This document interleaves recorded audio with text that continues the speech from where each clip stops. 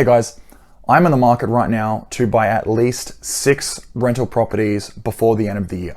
I've done a fair bit of research about which market to invest in and which areas around the country are going to give me the best opportunity to purchase cash flowing rental properties. After watching great content from successful real estate investors like Chris Crone, Ken McElroy, and Jay Scott, I was inspired to make a quick video just recapping things I feel that you need to look for when deciding on which market to invest in.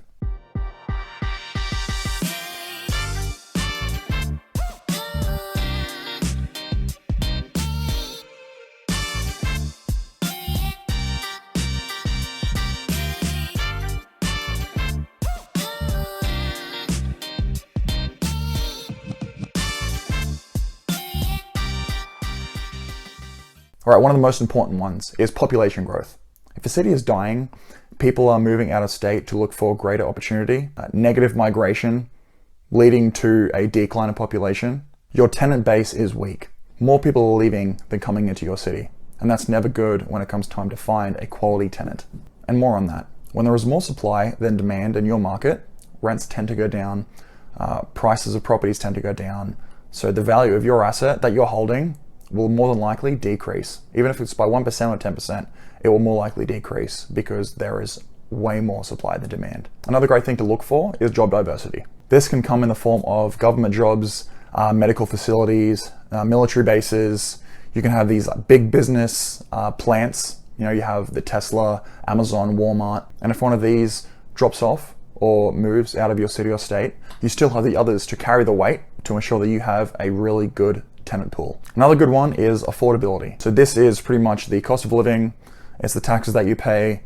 It's better to live in a place that has $2 for a gallon of milk as opposed to $5 for a gallon of milk. If people can't afford to live in your city, it's going to lead to things such as non-payment, evictions, homelessness, just to name a few. Another good one to look at, especially when you are looking for purely cash flowing properties, is the rent to price ratio. What your goal is typically is you want to hit the 1% rule. The monthly rent that you will be charging the tenant needs to be at or near 1% of the total purchase price of the property.